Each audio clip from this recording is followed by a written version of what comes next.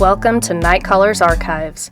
Before Night Callers became a vidcast on YouTube and Facebook, it was a live call-in show on Blog Talk Radio. We did things a little differently back then. It was a different time in the Bigfoot world. There were only a few podcasts, and Bigfoot was still taboo to talk about. We didn't have the TV shows, hundreds of Bigfoot groups and conferences, or funny memes that we have now. They were different times, folks. We've had many amazing hosts and knowledgeable guests over the years that helped get the Bigfoot community to where it is now. We hope you enjoy these older shows, as they are a phenomenal source of information and good times. If you hear a guest or host that you would love to see back on the current Night Callers, please drop a comment. Enjoy the show.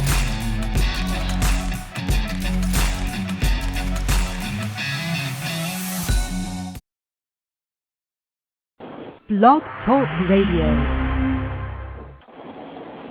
Happy Sunday, everyone. It is August 22nd, 2010, and you are listening to Night Callers Radio. I'm Laurie Phillips, and I'm here with Luke Gross, Lauren McGrory, and JB, and we want to welcome everyone that has come to our show and listened to this show tonight, and thanks for coming. Guys, I'm going to go ahead and hand it over to you. I'm going to go ahead and give this man a call, and you guys just take it from here, and we'll be back in a moment with the guest. Okay. Thank you. All right. Luke, any news out your way? Well, just a little bit more on the location of that sighting in Washington State. There was some more stuff not more stuff that happened there, but there's stuff that is continuing to happen there in this area. So I'm doing a little bit more checking on that and handed the report off to some researchers there in the state of Washington. And also another tidbit of news is that if there's anybody that has, I don't know if you read this today, but if anyone has a plan to Yellowstone National Park, be sure to be careful of grizzly bears. It seems that the white bark pine cones haven't been producing as many of the pine nuts, and they're very hungry. So they're looking for other sources of protein, and that source of protein is meat. So if you're out there, be sure to carry some pepper spray with you or other form of protection, and just be careful out there. Well, I would if I was going out there. Yep. But I thought I'd pass that along with people because I'm not planning on going to Yellowstone either, but there might be some listeners out there that are, and so just be careful for sure. I believe there was 2 killings this year. 2 people were mauled out there, and they're calling, the biologists that are over that area are calling for more attacks. Actually, oh, that's scary. Yeah, it is. Yeah, it is. Of course, there are always plenty of them around in Yellowstone because they're all freeloaders. Pretty much so. Yeah. Being eaten is on my top 5 list of ways not to die.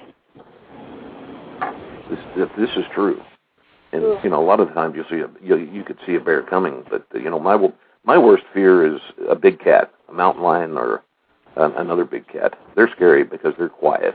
Mm-hmm. So yeah. Definitely. Once again, being eaten, not my favorite top way to go out.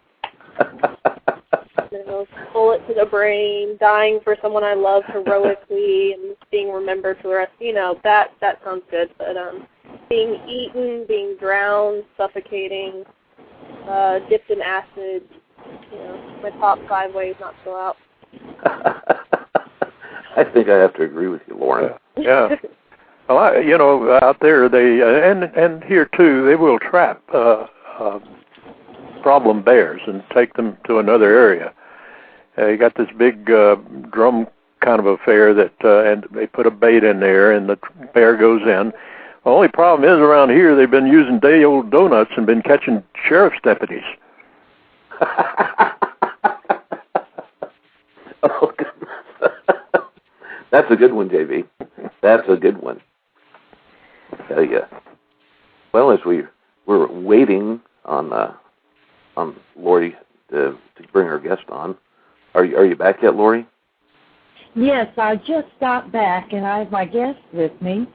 And if you guys are ready, I'm going to go ahead and introduce him and bring him on. Okay? Go ahead. Okay. All right. Well, we're asking everyone to join us tonight as we continue the American Bigfoot Researcher. Tonight we bring you a researcher out of the state of Tennessee. Scott Carpenter is a 46-year-old administrative technician for a medical group. Scott's first experience with the legendary Sasquatch was when he lived in rural Knox County, Tennessee, as a child. He had an experience there that gave him nightmares for years, which I'm really interested in hearing about that. Now Scott is grown. He's married with 4 children, and after having a new experience while fishing one day, he has taken up the amateur researcher status with great diligence. Scott documents much of his field research on his YouTube channel under Joe Black 1963. We encourage everyone to check out his channel. Scott, a.k.a. Joe Black, is an avid fisherman and outdoorsman and is sure to be a terrific guest tonight. So join us all as we welcome Mr. Scott Carpenter from Tennessee. Scott, are you with us? I'm here. How are you guys doing? Doing just fine. You may have to kind of speak up a little bit, Scott. Okay. All right. Can you hear me?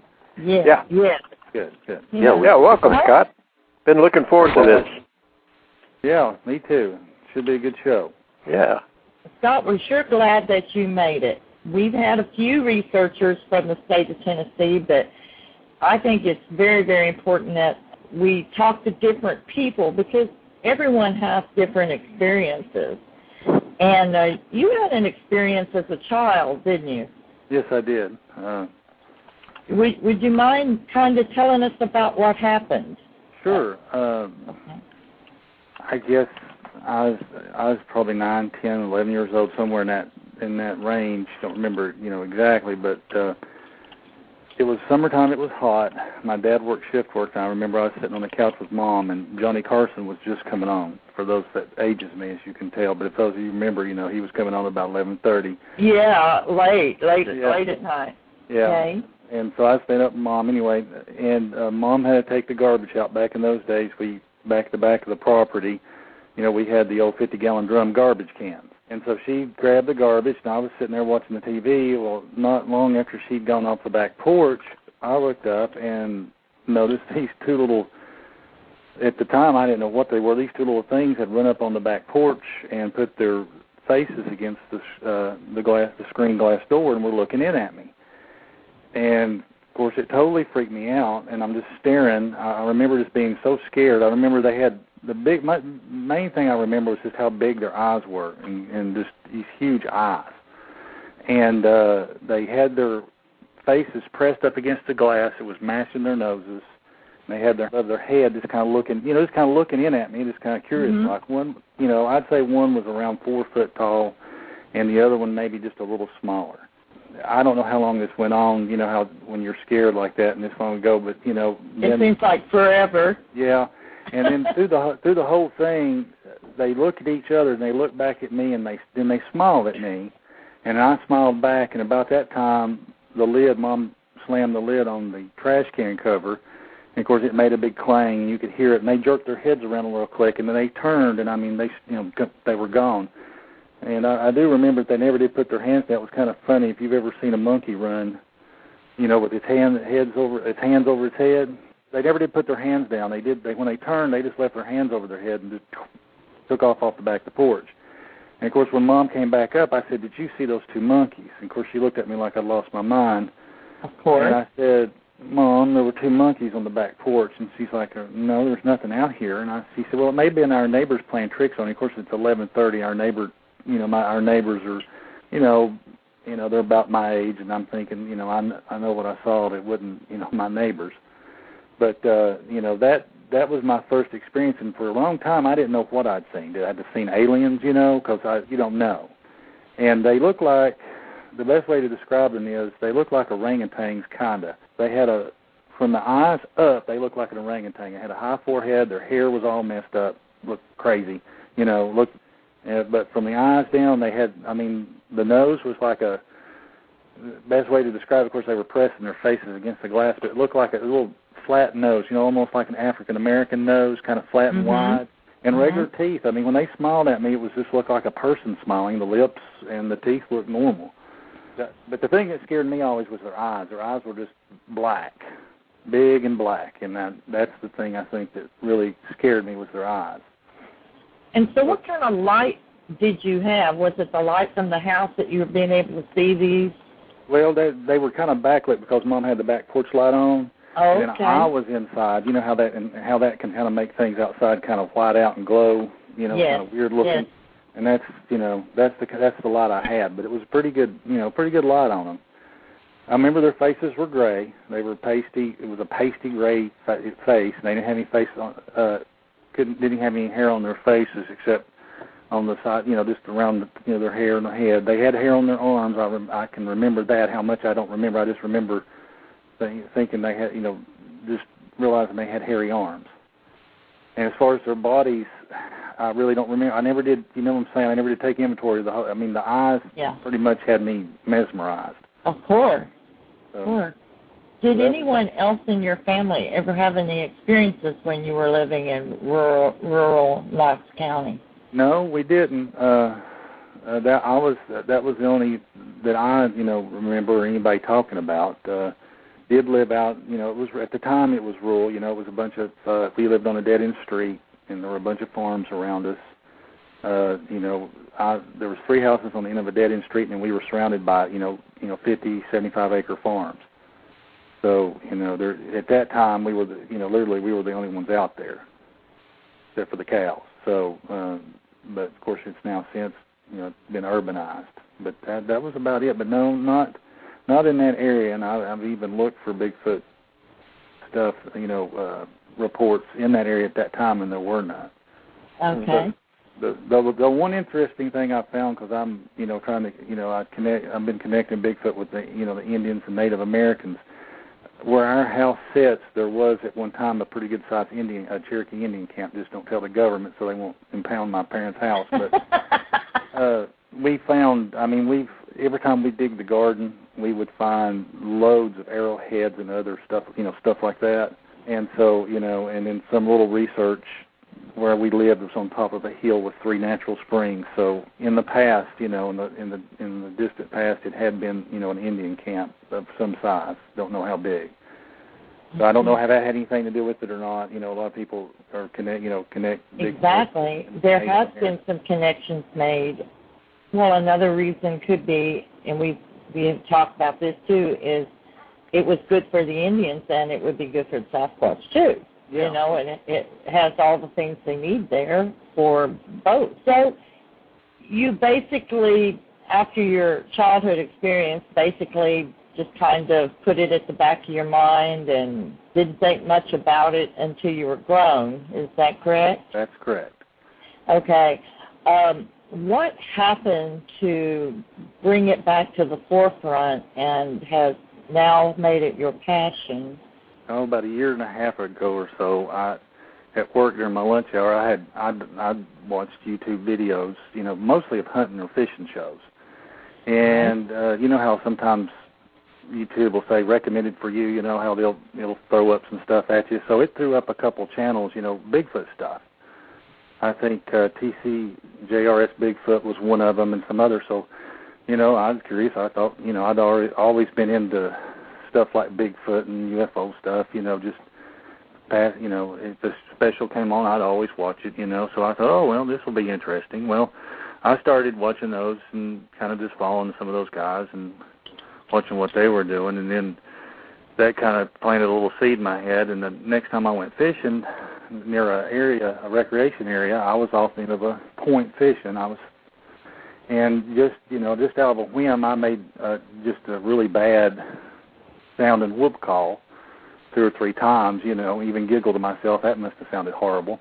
And I went back to, but I went back to fishing. I may have cast 2 or 3 times, and then all of a sudden something come tearing down the woods. And I don't mean very quietly. I mean tearing down the woods. Of course, I'm sitting there. I'm about 30 feet off the bank, about to drop my rod in the water. And it's just. And was this on the other side of where you were, or on the same side? No, this was on the same side. I'm on the bank. Good Lord. facing the bank, casting towards this point. Mm-hmm. And the sound is coming down the point towards me. And once it got to the water's edge, it went up and down the bank, maybe 30 or 40 feet both ways. And I could, every now and then, through the shadows, I could see something moving, but I couldn't see, couldn't recognize anything other than there was something big. And then after up and down the bank a couple times, I heard a couple, I don't know, almost like something was sighing. Yeah, I heard it was audible. It's like a humph, humph, 2 or 3 times. Yeah. Then it's whatever it was slowly turned and walked back up in the woods, and it was bipedal. I mean, it was crunch, crunch, crunch, crunch, crunch. So it definitely wasn't a wild hog or a bear or anything like that. No, and there are horse trails there, but to get to the end of this point, you would have to ride your horse through an unbelievable thicket. And if you knew the horse riders in this area, I don't think, they wear the little red caps, and so I don't think they're going to go bushwhacking to run down to the end of the point. So that got me curious. That's what started all my, I thought, well, this is crazy, but. Well, did you stay or did you leave? No, I kept fishing. I did leave that. I did leave that point. I started the big motor and I went somewhere else.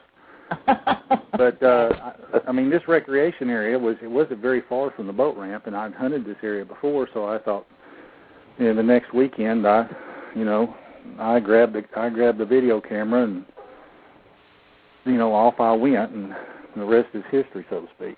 Luke, JB, if you guys want to jump in.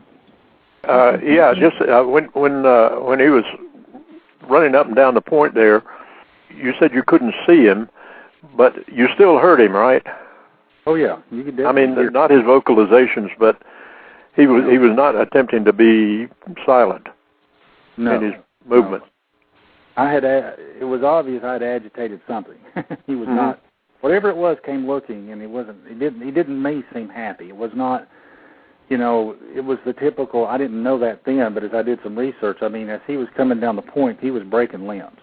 Mm-hmm. He was coming very loudly, as the footfalls were coming, you'd hear limbs snapping. Yeah. Wow.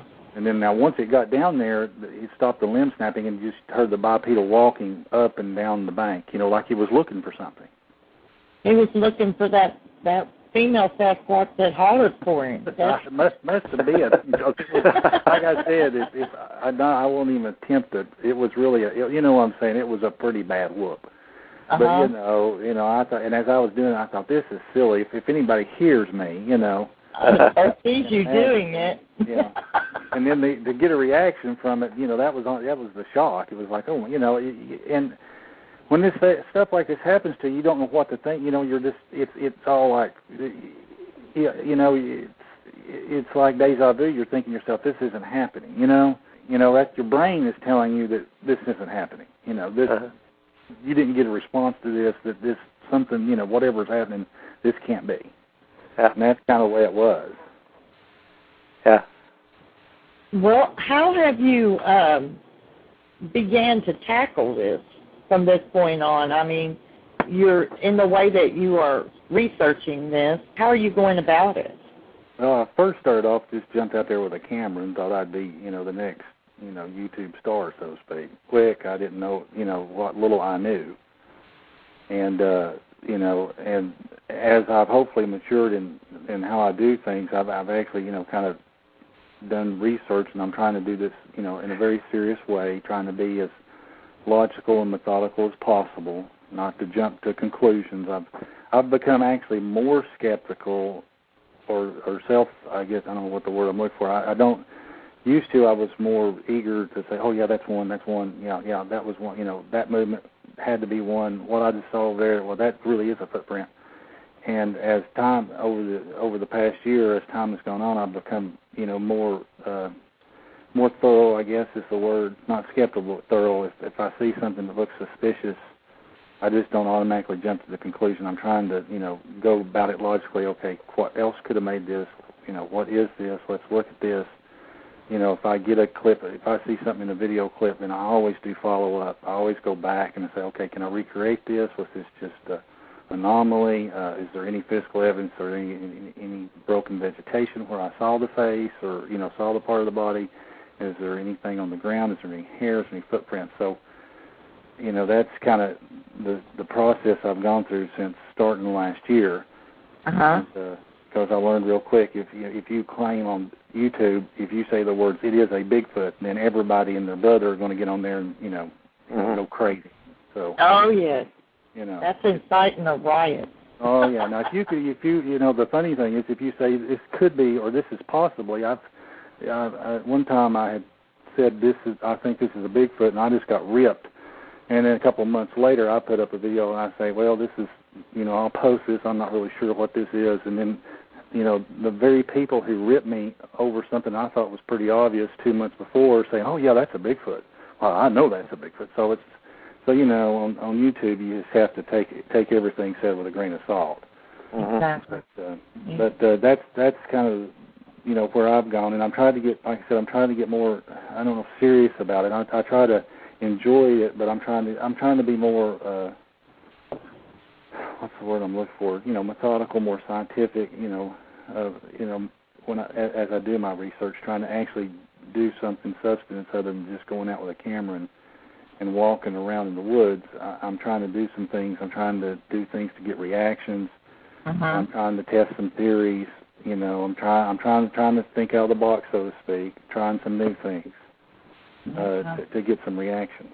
I know that when I first got started, it was a quest for me to prove it to myself they really existed, because I absolutely did not believe in them at all.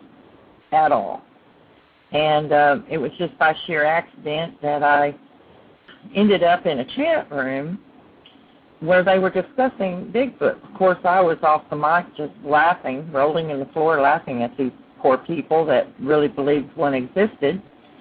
And after a period of time, I realized that many of the things they were talking about was happening to me. All the usual things they do, like tree knocking and walking around your house at night in the pitch dark, and the vocalizations, just different things like that. And I'm thinking, wow, maybe I do have one of those things here. And then the clincher was Dallas Gilbert. He played a recording that was identical to something I had heard, and that just completely blew me away. But I was very fortunate that I was able to make friends and people that had been doing this for a little while to help me kind of get a foot up on things. They kind of gave me a real quick a rundown of things that, and of course, I could always come to them with questions, and they would always try to have some answers. Have you had a support system like that? Yeah. Tim from Ohio, Tim Stover's been, Chuck, Stymie. Oh, great guy. Yeah. Great guys have all been, encouragement. Bobby Short from time to time has lended her ear and some advice. And there are others I'm forgetting. If anybody I'm forgetting, I'm sorry.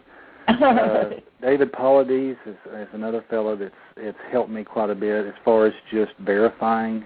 He's been, he's a very busy man. He's got the big organization, but he's been good. Like if I have something happen, I can email him and say, this has happened to me 4 or 5 times. No researchers ever have this happen. And he's verified. Yes, he's had this happen. And so, that's been a good help, too, because there's several things that I thought were just coincidence or thought I was kind of crazy, when you're researching Bigfoot, there's all kinds of crazy things happen. No kidding. That is so true. And you're thinking yourself now, I'm not going to mention this one. This is just too weird to mention, or this is just not, and then I would email David, and he'd be like, well, yeah, our researchers have experienced that. So it makes you feel a little better that you're not, you're not losing your mind, so to speak. Because they could, and when you tell people some of the weird stuff that's happened to you, they look at you like you've lost your mind. Now that's just, that's just not going to happen. That's just a coincidence. And are you talking about the Sasquatch people Yeah, Sasquatch people and even my family. My wife's very supportive, and I've got some friends that are supportive. But if I tell them everything that happens to me out in the woods, I think they would think I was crazy. You betcha. Yes. And so I just, like I said, the rest of that stuff I leave to my Bigfoot friends and the people I can bounce things off of. Mm-hmm. But yeah, I mean, one of these days I'm going to do a video about the coincidences I have. I've been kind of tracking those, and I'm up to about 40-something. And I mean, how many times does it have to happen before it's no longer a coincidence? Well, that's my thing. That's my. I usually do after about 3 times. That's my personal thing. After the 3rd time, it's not a coincidence. Once, twice, but that 3rd time. Yeah. So it's been good having that support group, because it's my thing has always been, I really believe this, it's in people, and it's not because I'm special or anybody else is special or anything, but Bigfoot chooses you, so to speak. It's the best way to say it. You don't choose them. Exactly. And once you know they're out there, it changes everything. I mean, I was just ignorance is bliss. I hunted and I fished and I'd go in the woods and I'd just have a great time, and I'd hunt deer and I'd hike and not a care in the world. And then after, I started all this, I know better.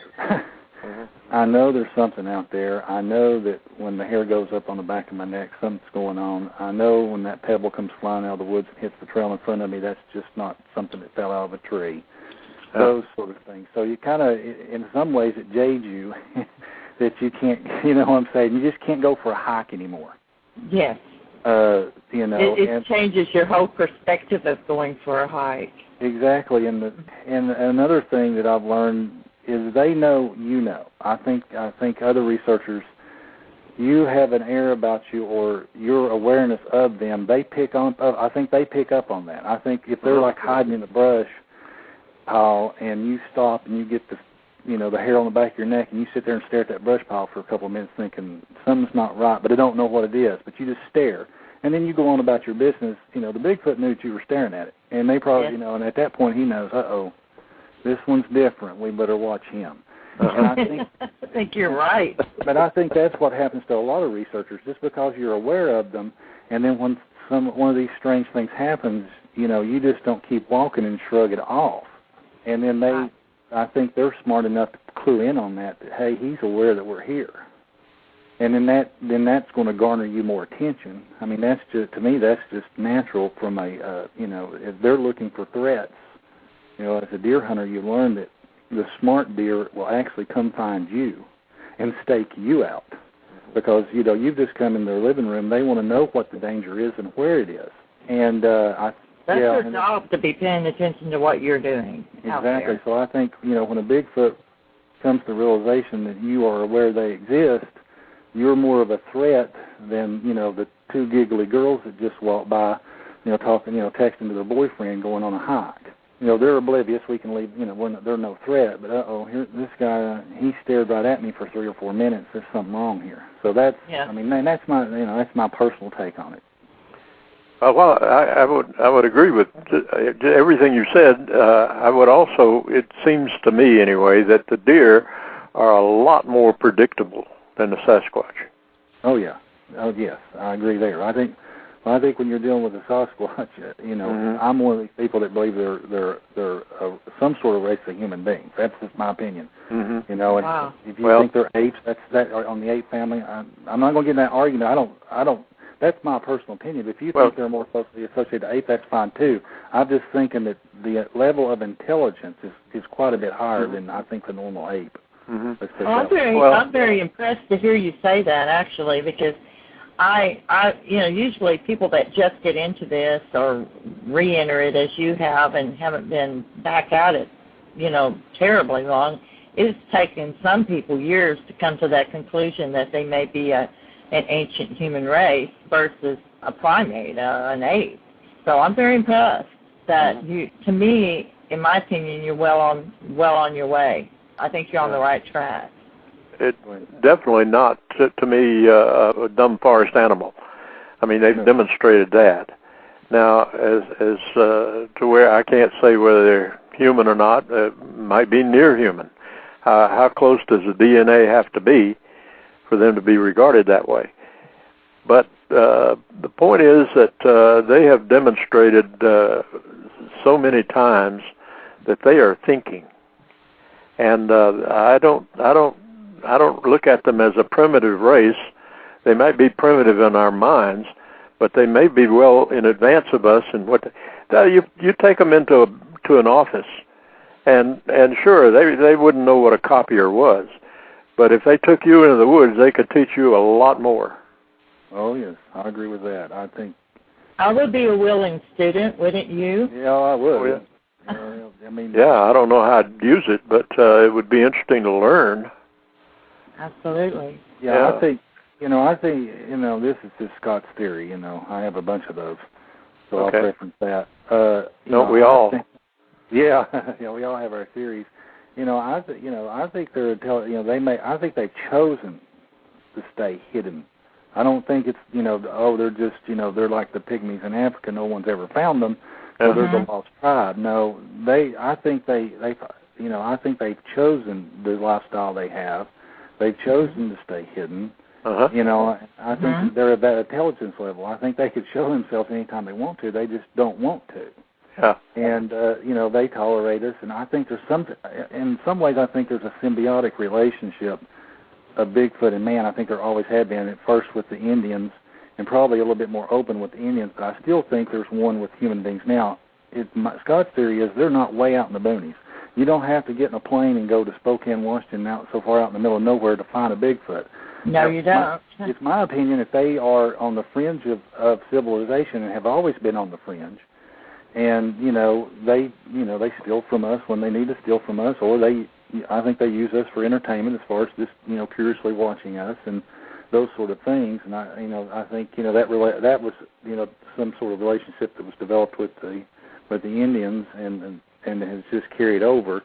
I've always used the analogy. Think about it. If I'm 800 pounds, 10 foot tall, 800 pounds, you can imagine the calorie intake it's going to take me, right? Well, if I'm a thinker, I'm thinking, right down in this little resort town, every night they throw out some of the best, high calorie food there is. So at about 3 o'clock in the morning, I can lift the lid and I can start eating, that high calorie food with no effort. And then take it back to my family. And that's just my theory. And to me, that's smart. Oh yeah, and so if you think about it, they don't have much in the way of a larder. They don't have a way to, they're not that far ahead on their food sources, so they got to eat every day, and they've got to think about that every day, and very definitely. We're pushing up on the footage break. We're actually beyond it. We want to take that now? Yes, I think that's a real good idea. We're going to go ahead and go to footers. Midnight Walker does have a question for Scott when we get back. Also, we have several phone callers, and if you are interested in asking a question, just press 1. If you are just listening, then don't do anything. Just stay right where you are. And everyone, we will be back. We will be taking telephone calls. The number is 646-716-4530, and we'll be back in a moment, everyone. And here she is, everybody, our favorite link girl, Lauren McGroy with Footers in the Field. Hello there, everyone. This is your link girl speaking, bringing you your weekly dose of Footers in the Field. Some of you have already seen this one if you're in my email list, but for those who haven't, this is a great scientific piece found by Skunk Ape in the chat. Enjoy. This article is called Traces of Red Panda, found in Tennessee.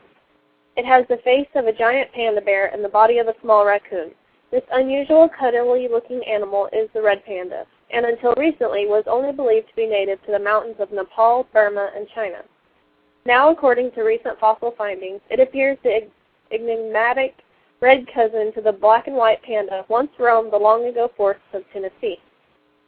Red pandas currently live in various zoos around America, captivating the public and causing children to beg their parents to buy them one as a household pet.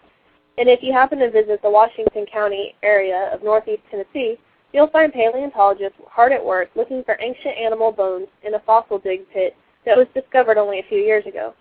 It's here, at the Gray Fossil Site, where a startling number of mammal bones has been uncovered, including a saber-toothed lion, ground sloth, rhinoceros, alligator, camel, shovel-tusked elephant, Eurasian badger, and a red panda, dating back more than 4 million years to the period known as the Miocene era.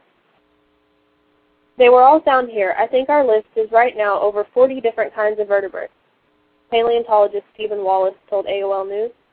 For example, we've already pulled out almost 2 complete rhino skeletons. Rhinos actually had a pretty long history in North America, but they went extinct about 4.5 million years ago, so that's our minimum age for this site.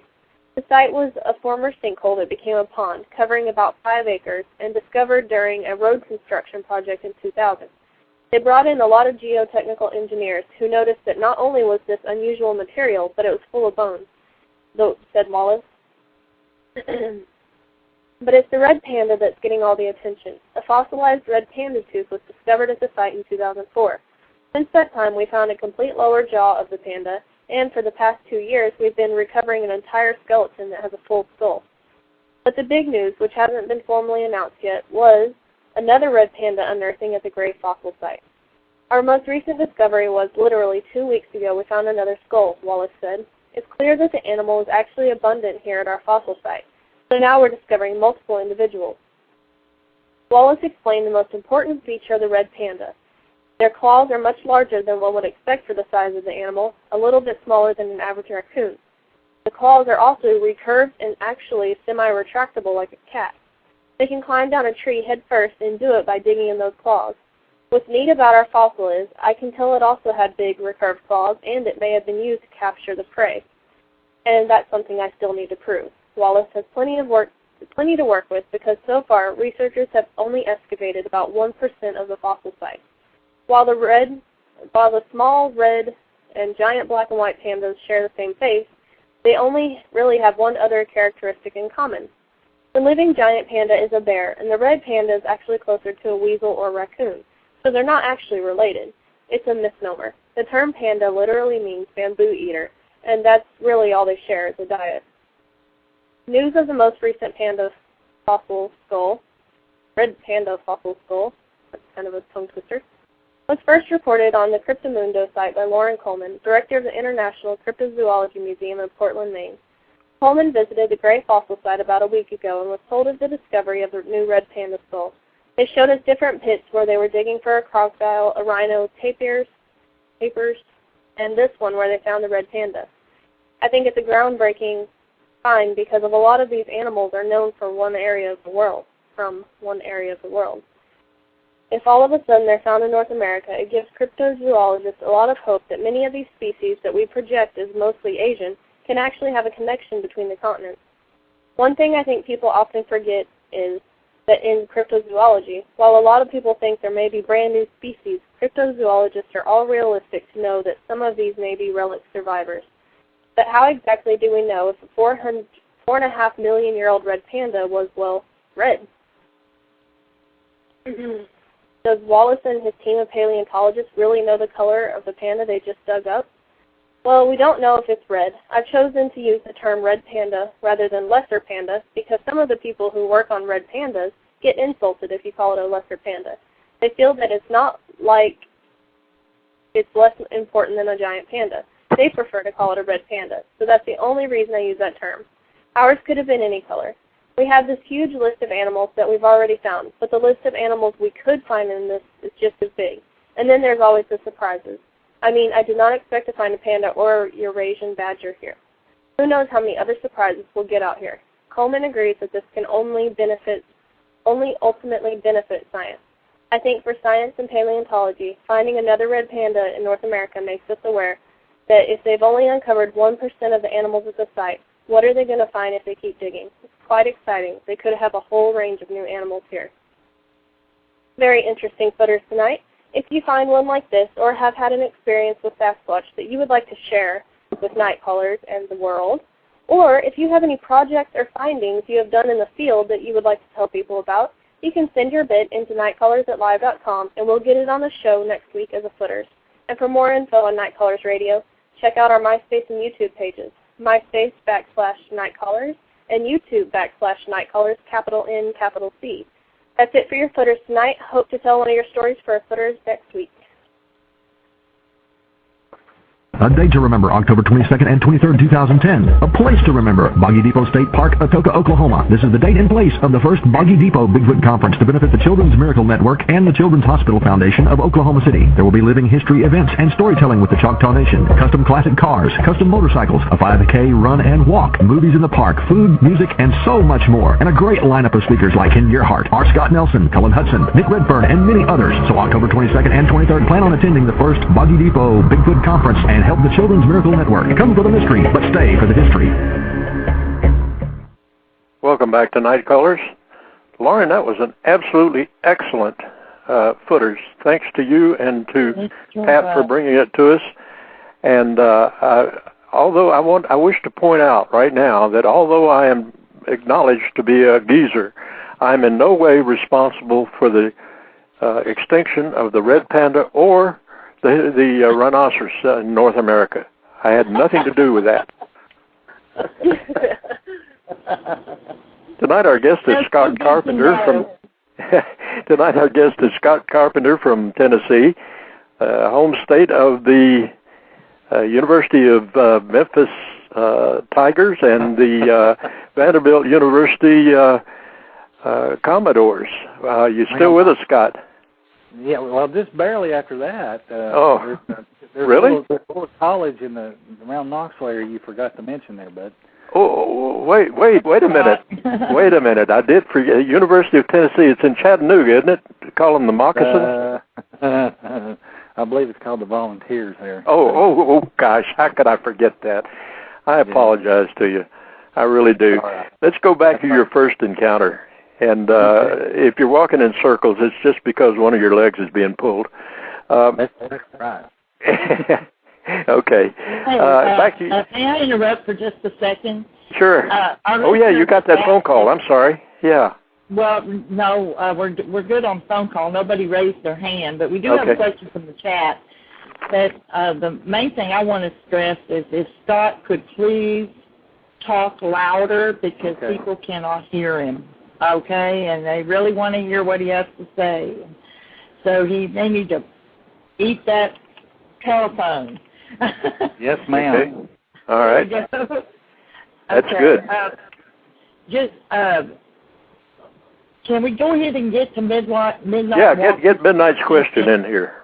And then I'll let you just take it from there. All right, no problem. Midnight Walker asks, says, ask Scott to describe the one in his core area. And he put in parentheses the name of the area. I don't know if I'll have to say it or not. Whether male or female, you have had a clear sighting of this individual. Do you know what he's talking about? Yeah, it would be the one I call Scout. Okay. And this one is the one. If this one he's talking about, I've seen several, but this one is the one that is I think is designated to follow me or to scout. You know, it's to pick up on people when they enter the area. And I have seen it I've 3 times at least. There's been times I've seen movement, but not really clear. But one time while actually trying to deer hunt and trying not to actually research it, I was walking to my deer stand. It had just broken daylight, and I got the feeling that I was being watched. And I turned around, and the grass was about 4 or 5 foot tall, and I saw this little black dome start to raise up, and it got right above eye level. And then it's kind of like when I made eye contact, and it was almost like, hey, I'm here, look at me. And then it jumped across the trail and ran into the woods, and it was probably the fastest I'd seen anything ever move in my life. Wow. But it's a little one. I'd say it's about 6 to 6.5 foot tall, probably about 200 pounds. And I've seen it on multiple occasions like that. Just glimpses. Here, just recently, it snuck up on me. I got a quick glimpse of it before it wheeled and took off, and then when I tried to follow it, it actually, I don't know whether it threw a rock in the lake, it jumped in the lake and swam to a small island, I don't know. But I posted that sound. You can definitely hear something jump in the water. And so that was another incident with this one. So, and I've got, several posts on my YouTube channel of what I think is it. Okay. But I can't, if I come out and say that's one, everybody starts wallowing in the floor. Yeah, they'll all get you. Yeah, they will. So, but anyway, but if that's the one they're talking about, I've got others that the first one I ever saw, and I only saw it. It was just a large blob. I even mentioned I hadn't been doing this for about a month and a half. It was the 1st of August of last year, and I actually saw it for lack of a better word, it had entwined itself into a cedar tree. And I think I had just accidentally surprised more than one of them. And he was, I said on the video, you can hear me say, I see a blob, and I actually saw it. I had all intentions of actually walking towards it and finding out what it was. And then, for lack of a better description, I think I got bombarded by infrasound. I got confused and just walked off. So, in my mind, I totally forgot about the incident. I had found some hair samples just prior to that encounter, and when I got home and stuck my hand in my pocket and grabbed the hair and looked at the hair, it all came back to me. And so yeah, that was, and I'm about 99.9% sure I was hit pretty hard by infrasound, and that's why I just walked off. Sounds like you were just completely blasted. Yeah. Well, my cell phone went off, and that distracted me, and I looked down to see who it was, and then I've got it on tape. I just walk off muttered. I don't know what happened. I don't remember. There's a 2 or 3 minute, even though I've got it on tape, there's a 2 or 3 minute section. It's just gone as far as my memory. I know what happened because I had the video camera running, but I don't remember what happened, if that makes any sense. Wow. Sure. So makes good sense. Okay. Well, I hope that answers their question, if that's what they were talking about. Yes, I think so. Okay. Go ahead, JB. Well, I was going to say, I'm hearing more and more that the best way to make contact with these guys is when you become aware of them, show them that you're aware of them, and then turn around and walk away calmly. And that will sort of build trust with them. Yeah. But no, I can't vouch for that. But getting back to your first encounter when you were young, sure. Just a quick question is all. Did they make any sound that you remember when they ran onto the porch and ran off? No, not that I remember. Okay. I just remember seeing them pop up on, run up on the back porch and, their faces, just press their faces against the glass. Uh-huh. Was it a wood porch or a concrete? Concrete. Oh, okay. All right. Yeah, that would explain that. Not that I just wondered, how they can be awfully stealthy when they want to be. That's for sure. Even the young ones. And it sounds, you sound like, bless you. It sounds like we have a good friend who has had numerous encounters with young ones, and a lot of that sounds familiar to some of the shenanigans she has seen.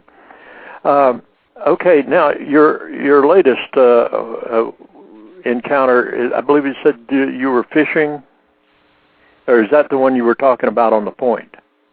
That was on the point. Okay, so that was the one you already mentioned. Yes, that's correct. All right, now the one you call Scout, is that the younger one, the 6 foot tall one? Yes, sir. Okay, that's the younger one. I would believe it to be. Okay, Scott, you're going to have to speak up now. Okay. Is that better? That's better. I hear you. Okay. Yeah, the younger one, I believe, I think it's, this is a gut feeling. It's a young male. That's my gut feeling. Mm-hmm. But and it's black, jet black. It's almost dark. It's got very dark. Its skin, unlike the other, its skin seems to be very dark skin. Yeah. It's not gray skin, but it's a darker color skin. Uh-huh.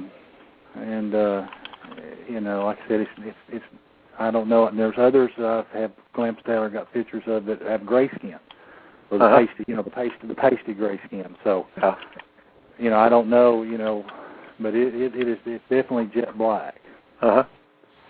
So. And you're talking about the hair being jet black? Yeah, the hair's jet black, and then the face is I'd say the skin tone of an African American. I mean, it's about that skin tone. Yeah. So, well, they of course, like us, they come in all sizes, shapes, and forms. So. Yeah. At any rate, okay. So you're actually out in their area from time to time. You've located an area where you can find them, or they can find you. Well, that is correct. I have located an area that it's about a 1,200 acre area. It's off of a main lake, off of the TVA reservoir, and it's a recreation area. There are horse trails on it. It has all the ingredients of a Bigfoot area. It has horses, women, children, and plenty of horse trails. It has abundance. It's a recreation area that's used for hunting, but there's no motorized vehicles on this area. It's a walk-in or horseback only. Yeah. And then the fields are leased out to local farmers who grow soybeans, corn, milo, and other crops.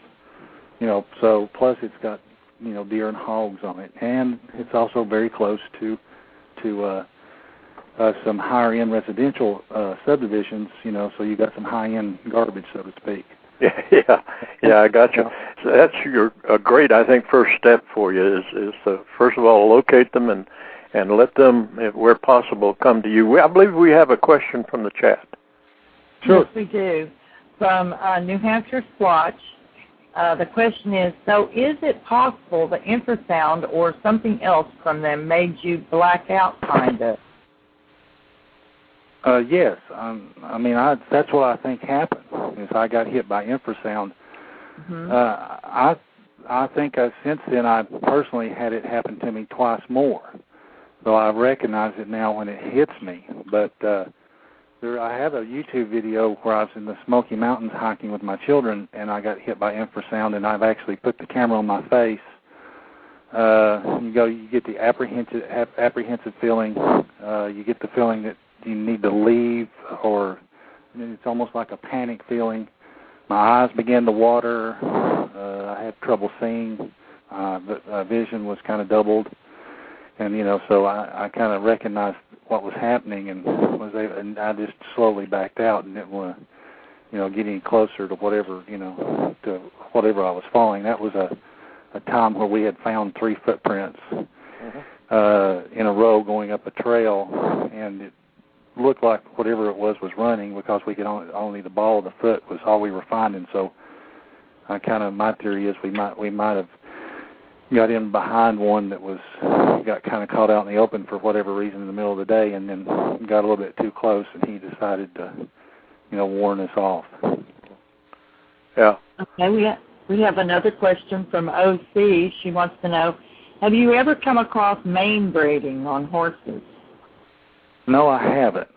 I haven't. I don't have horses, but I've heard, I've read some accounts of that. I see. I see. Also, there is another question. I don't know who it's from, and it's pretty intense question. Scott, how do you communicate with them when you go into an area? Do you speak out loud? Do you use Indian language, or do you use mind speak? Well, I don't do mind speak. I don't know how to do that. There have been some times when they've done some crazy things that I have verbalized. I just talk to them. Otherwise, I'm just quiet and listening. I do leave them stuff. I'm one of those that kind of picked up on that you ought to, anytime you enter their territory, you ought to leave them something. That was an Indian tradition. So if I go in, anytime I go to the woods, they always get left a candy bar, a granola bar, an apple, or something like that. But I don't really, like I said, like a couple of times they were throwing pebbles at me, and I spoke to them. There was one time when I was going hunting, and it was before daylight, and one was trying to follow me, and it was just getting kind of ridiculous. It was so loud that it wasn't even funny, and then it threw a couple pebbles in the path in front of me, and I just turned and looked in the woods and said, look, I'm going to enjoy myself and go deer hunting. If you would like to follow me, you may. But otherwise, please, give me some space here. I'd just like to enjoy my day. And then I went on, about my deer hunt. Of course, he didn't leave me alone, but that's another story. Yeah, well, remember that because I want to hear it. Yeah. We do have a phone call. Okay. 717, do you have a question, or are you just listening in? Yeah, I do have a question. How you doing, Lori? This is Froggy. Hi, Frog. Hey, Froggy. Hey, I just want to tell you guys, you're, as always, you're doing a great job. Have a great show and an excellent guest. You always get better at that. I'll tell you what. Well, I call like I see it. Thank you. Thank you. Scott, I wanted to ask you, now, even though we're in different states, we live in the same mountain range, the Appalachians. Yeah. And I don't know how much time you actually spend up in the mountains, but I'm asking you this as a personal favor, if you could help me. When are the best times do you think they're on the ridge lines, and when do you think they're down the lower elevations? My experience has been, and I've actually started a little project in the Smoky Mountains, been working on it here for a few months, kind of branching out. It seems the wintertime, they're more up on the ridges. Summertime, I find more sign down in the lower areas, the passes and those sort of things where there's, I think it's just natural where the food sources are at. I think, but it seemed like during the winter last year I found more sign up on the ridge tops or the trails that are on top of the ridge, like they were just traveling through. And now that there's more vegetation, there's the blackberries are in, the blueberries are in, all that good stuff. Plus there's the game's passing through. They seem to be down in the lower elevation a little bit. Okay, because yeah, that helped me out a lot, because I'm in such a broad area, and where I'm at, the Appalachians actually kind of split, and I'm in a valley in between them, and there's times I just feel overwhelmed on what spot I want to hit, and I'm trying to close in on the better areas, and I've noticed that the one area that I found I said in one of my videos on YouTube that I always felt nervous, and it was in a lower elevation, but it was probably about halfway up the mountain, but it was the one mountain I was on. But our height of our mountains here really don't go above like 2,500 feet, so they're not as high as they are down there in the Smokies, which is beautiful. I love it down there. But anyway, I think the elevation was probably maybe around 1,000 feet. So that helped me out. I appreciate it. Yeah. In my opinion, if you really want to kind of find them, if you will find an area that's a hiking trail and or a horse trail would even be better. Let's say it doubles as a horse and a hiking trail, where you have a lot of traffic, children, women, and the horses, and then follow, just hike that trail and then start looking for game trails or this natural passes through that area, or even observation posts near that area. That's, in my opinion, that's what will pull them out of the wilderness into that area to at least observe. And that's, the area I found in the Smoky Mountains. That's kind of the area I found is it's a horse trail and a hiking trail, and then off of that I actually found the tracks, and then I just kind of backtracked into the woods, and then found an area that they're passing through. I don't think they're living there, but it's a natural crossing up in the mountains. So it's one of those things. If they don't use this cross through, they've got to go 10 miles around. So there's, and so that's where I found, footprints, broken trees, that sort of thing. Well, that's good. I appreciate your help, buddy.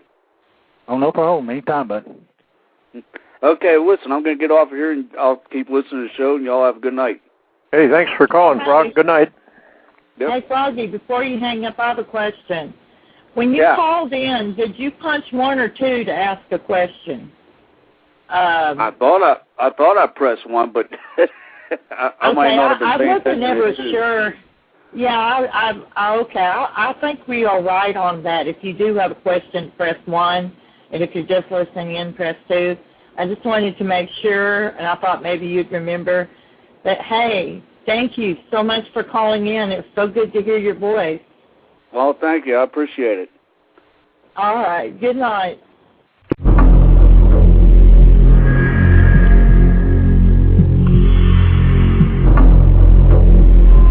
Hidden somewhere deep within the forested regions of Alabama and Georgia exists a species so elusive that few have ever seen them. For those who have, their lives forever changed. What are these mysterious unknown forest dwellers? Join Anthony Hahn and the Alabama-Georgia Bigfoot Research Group as they go in search of Bigfoot on their new release on Expedition with the AGBRG, now available on DVD.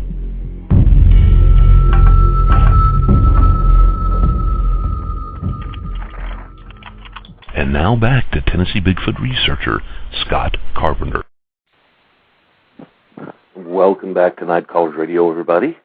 Tonight our guest is Scott Carpenter, a Bigfoot researcher out of the state of Tennessee.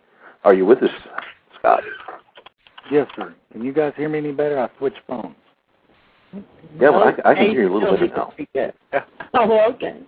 Can you hear me better, Lori? Yeah, I hear you better. Okay. Well, good deal. Well, I know I've watched many of your videos, Scott, and you have a lot of interesting things going on over there, and a lot of different techniques and stuff that you're using. But you know what's interesting? I've always been interested in branch formations and the type of branch formations that they use. And in one of your videos, it showed that you'd actually built a mock structure and placed a branch across the top. Could you tell me about what's been going on with your experiments as far as with branch structures? Sure. I've been trying to elicit some sort of reaction, trying to figure out, what they mean. You hear everybody, throughout the country, the TP structures and the stars and the broken trees. So I thought, well, let's make one and see if we can get a reaction. Maybe, by making one, seeing how they do or don't react to it, we can, figure something out.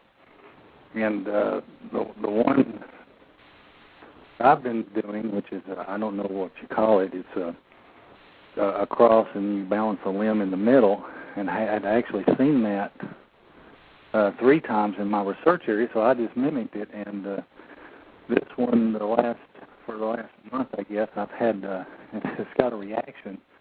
Something doesn't like that stick balanced in the middle. The first time the stick was broken in 2 and laying on the ground. So I put another branch in the middle, balanced it, came back 3 weeks later, and it was thrown on the ground. So obviously they don't like that. I don't know what, that's, I don't know if, does that mean that was a territorial marker? Does that mean that they just don't want me doing anything in their area? I haven't got that far yet, but at least I got some sort of reaction. Yeah. So keep going. The last time, yeah. So hopefully I don't get anything negative next time I go out there. But my biggest thing, the last time I went out, right after I refit, I kind of put the stick back in there. I did get what I thought was a jaw pop. And I posted that, so I don't know. My research on jaw popping is not. That's definitely a negative reaction. So, right. I don't know. What that means. This is the group that I've been dealing with over a year, and I feel like that they know me. They know who I am anyway, and they tolerate me. But I don't know if I'm pushing my boundary there. by making those stick structures. We'll find out. Mm-hmm. Mm-hmm. Yeah, you never can tell what these stick structures mean. Well, I did hear the phone call hoot owl. Do we have a call, Lori? Yes. I'm not sure if this individual is just listening in or wants to ask a question. Number 200. If you're just listening in, don't say a word. But if you have a question, speak up. You're on the air. Okay, I guess they are just listening in. Okay. We'll go ahead and put them on mute. And we have another phone call here. Area code 256. You're on the air. Good evening, everyone. Good evening. How are you? Yeah. How you doing? I am so thrilled that Scott is on there. This is Diane from Tennessee, and I have a big question. I am so excited.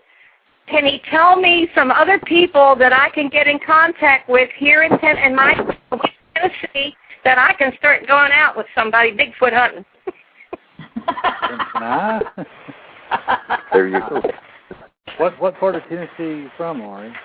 I'm in West Tennessee, honey.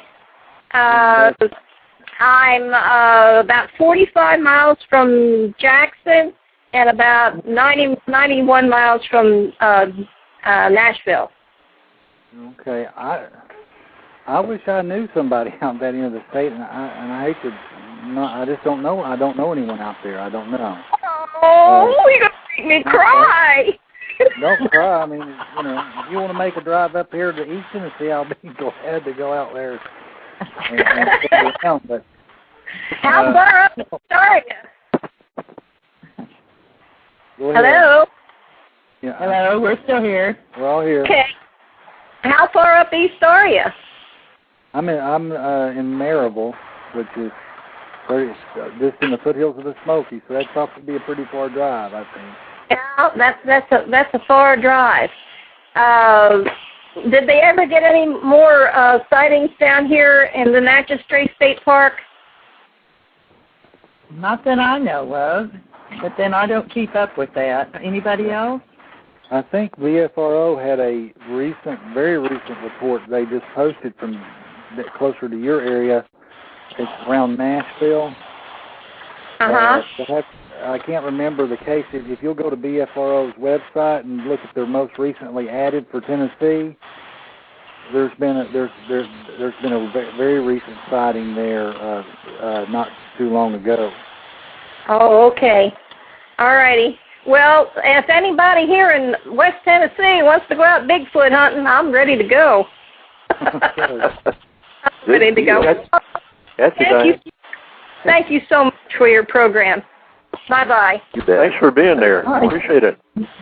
Thank you, Diane, for calling in. Okay. Okay, we're back with our guest again. Luke, I'll let you pick up where you left off.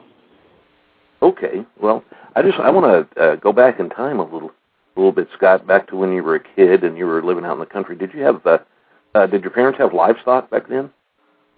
No, parents didn't have livestock, but I lived around farms. Everybody around us had cattle. Like I said, we lived on the end of at the time it was a gravel or dirt road, and there were 3 houses at the end of this road that a fellow had cut a little road and sold some lots off of, and so we were surrounded by farms. I mean, the cows were right against the, all around us, and so there was just a bunch of little cattle farms, Black Angus, and a guy down the street. He had a little dairy farm, so there was plenty of livestock around. Yes. Yeah. Well, where I was going with that. Well, have you ever found or heard of any livestock being killed in an odd way besides mountain lions or other predators? No, not as a kid. I mean, we had the Black Panther scare a couple of times. There, that doesn't exist as well. They don't exist here either. Yeah, it's one of those animals that people videotape of and you find the footprints of, and the Tennessee Wildlife gets a person full-time to actually take all the reports, but they don't exist officially. So anyway, but no, I mean, unfortunately, no. I mean, not that I was aware of. I mean, it's a pretty small community, so other than some wild dogs and then, like I said, the panther scares when I was growing up, other than that, not that anybody said out loud that or talked about. Right. Yeah.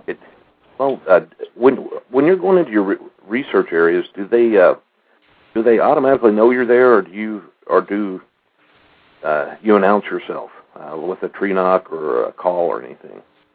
No, I don't have to announce myself. I usually get, when I go to the research area, sometimes I think they recognize the truck actually, but when I enter the area, they usually will pick me up almost immediately and begin following me. I mean, and I don't have to announce. They're there watching. Sometimes it takes a little longer than others, but they and here lately they follow me quite loudly. I think it's on purpose. They can be quite stealthy when they want to be. I mean, they're either very clumsy or just doing it on purpose. I think that doing it on purpose is to let me know they're there. But they will pick me up, and then they'll start shadowing me, usually 100 yards or so to my flank, either quartering to my left or right, depending on which way the wind's blowing. And always downwind of me, and always, I think what aggravates them more than anything is if I get in a hurry to go somewhere and I'm walking quite fast, I actually do believe they get aggravated with me. That's when I've had pebbles thrown at me. It's when I'm walking quite fast. It's almost like, hey, slow down, I can't follow you. I'm having to go through all these briars and crap. And, But they can. They can, but I mean, with a lack of a better word, that's the vibe sometimes I get. If I really want to get a reaction and I get one following me and I start walking really fast, I'll get a reaction. I'll get something will happen. And it's even with one of my sons with me. We got some stick breaking and some reaction to us walking very fast. We were actually hot and tired and ready to go. My son's like, I'm ready to leave, and I said, all right, we'll just go ahead and just take on out of here. And as we were just briskly walking towards the truck, we got all kinds of stick limbs breaking and things of that nature. Right. Wow. Hey, I believe we have a phone call. Yes, it looks like area code 200 has called back in with their hand raised. Area code 200, do you have a question? Hello? Are you just... Hello? Hello. This voice sounds familiar. Hello, guys. How are we going? Oh, it's Tony. Hi, Tony. Hey, Tony. Yep, this is Tony Mehmed from New South Wales, Australia, everybody. He's going to be a guest on our show September 12th. What's going on, guy? Oh, mate, look, too wet to work today, so I had the day off, and I thought, I'd come along and have a good listen to you guys. I can't get on Blog Talk, so I'm doing this through Skype. Blog Talk's blocked, I don't know why. Usual thing. And I'd just like to say a big hello to Billy Simmons, because he's just helped me get onto you guys. We've been actually having a good talk, and we've been saying nothing but kind things about you, Luke. Well, cool. I'm glad. I hope it was all good. Billy doesn't know. Oh, thanks. Scott, thanks, mate, I love your videos, my friend. I absolutely love your videos. You've done really, really well. I can't say enough. Oh, yes. He's a genius with those. He is. You might. He is. Scott, do you know Tony, who is also known as Rick Rocket? Yes, he's made some very kind comments and everything on my on my YouTube channel. Yes. He's a sweet guy, Tony is. And Tony, if I'd known that was you on there, I would have let you on way before now, but I thought you were just listening in. I didn't know you wanted to talk, and I apologize. No, that's the right idea. Not a problem in the world. Goodness, that's okay. Look, I totally agree with you, Scott, with a lot of your stuff. A tip, mate, when you're walking along again and you know they're close to you, start whistling a tune over and over again, not a random tune, the same tune. And if you want rocks and large tree stumps thrown at you, try that. Okay. Thank you. I don't know if I'll... It really it upsets our guys, put it that way. I don't know about the Bigfoot, but the Yowie, it gets them so aggravated it's not funny. But oh yeah, if you really want to try an experiment, do that one. I might try that next time. I do take I do play traditional music at times when I'll go in the woods and take my iPod with me, and I've downloaded stomp dances and flute music and all kinds of native music, and I'll put that on. But I haven't got any responses, any just major responses from that.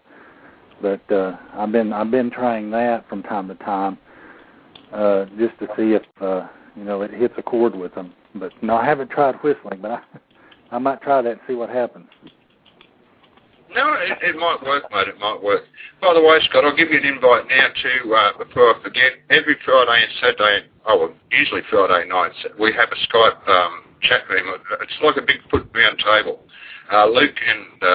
Luke can verify this, so can Billy. I see Henry Mays just popped on too, guys, so I dare say he'll call in very shortly. So I'll get on off not too long from now. But, mate, a big invite to yourself to call us up. It's called Yowie Seeker. Look for my name, or just type it in, and we'll let you in, mate. I think it's about 6-7, anywhere from 6 o'clock to 8 o'clock your time. It's about 10 o'clock Saturday morning my time in New South Wales. So, mate, we'd love to have you on board. We have a lot of fun. We do have a lot of fun. Make sure make sure that your ribs are in good condition, because they will be sore after you finish the conversation, I can guarantee you. Oh, it is. They are so hysterical. Oh, my gosh. I never laughed so hard in all my life. That they're a blast. And you learn quite a bit, too. So Definitely. A lot of good information being shared there. Really good stuff. Oh, on that note, Scott, look, mate, you're doing a top job, 100% all the way down the line. Keep up the good work. I'll be watching for your videos. I'll be actually heading out in a couple of weeks, a little bit under a couple of weeks, to do a 2 or 3 night expedition in the Blue Mountains here in New South Wales. We have the black panther here too, by the way, in large amounts, and also the yowie in large amounts. And the aggressive kind, unfortunately, they're not the placid ones that you've got. But, anyway, guys, I'll back on out. I'll look forward to his conversation Friday night, Saturday morning. Take care, peoples. Have a good week, and bye for now. Thank you, Tony, and hang tough. Spring's on the way. Oh, thanks, mate. We need it. Tony, thank you for calling in. I'm just going to put you on mute, okay? And that way you can continue to listen into the show. How about that? Yeah, not a problem, Laurie. And by the way, keep looking for that pink monkey, my dear. We'll catch you later. I knew he was going to say that. Oh, of course, yes, of course. Oh, goodness. Oh, no, catch you later, guys. All right, take care, Tony. Thanks for calling in. All right. That was great. Yeah, definitely great. Yeah, Tony. Okay. Well, Scott, what's the predominant vocalizations that you hear in this area, in your main research area? I've heard the main vocalizations I've heard have been mostly them mimicking other animals. Of course, there was one video where they whistled back at me when I whistled at them. There's been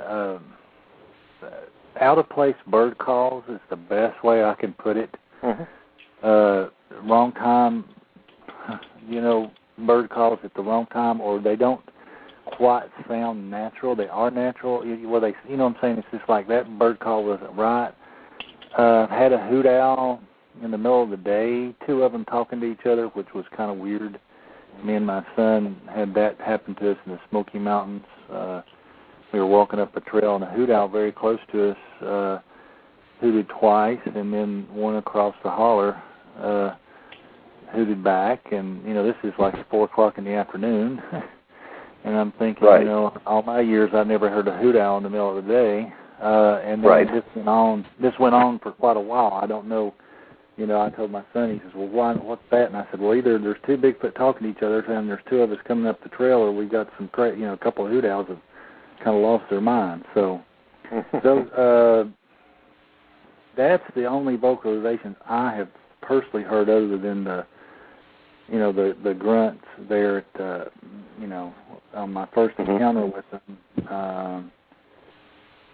Trying to think, that's the only vocalizations other and the jaw popping. I've heard that.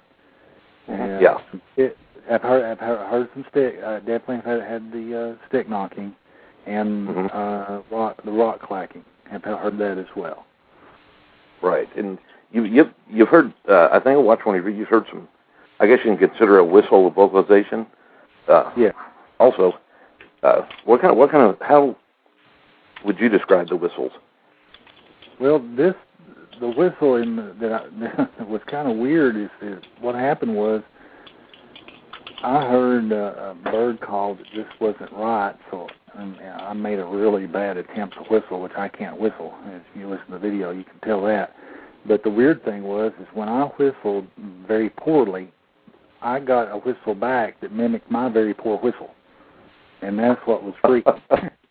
Is that, you know, it wasn't a strong, you know, whistle. It was, you know, a broken. It sounded, when I played it back on my, you know, listening to it back, it sounds like, you know, it sounds like I'm whistling again.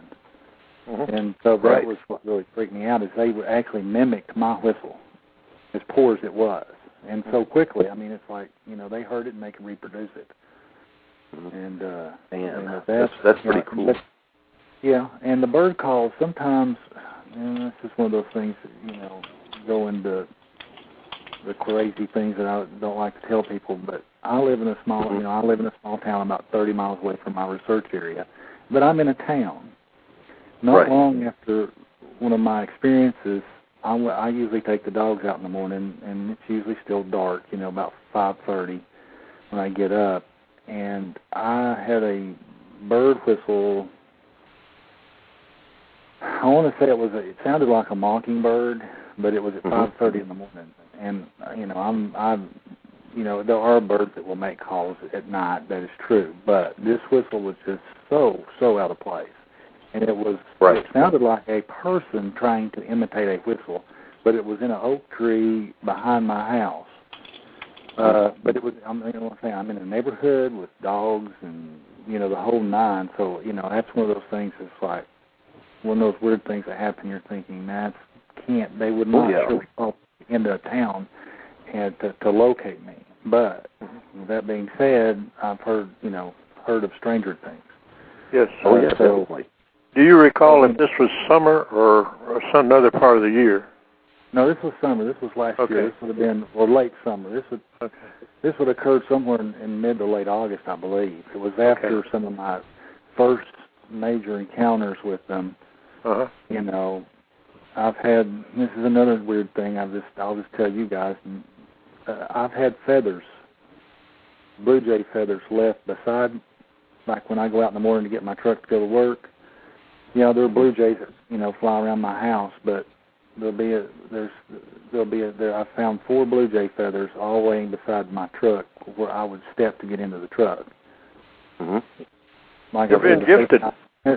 First time coincidence, second time I don't know, the third and fourth time I'm kind of freaking out. So no, my thing is, and that's what's bothering me. It doesn't bother me, but it's like, do they know where I live? And they followed me all the way back here, and how did they follow me? How did they know I lived here? I'll be honest with you. You might be. Go ahead. Yeah, I was just going to say, you might be surprised at what you find out over the years in research. Yes. We had a question from the chat regarding the infrasound, and I'm going to get to that in just a moment.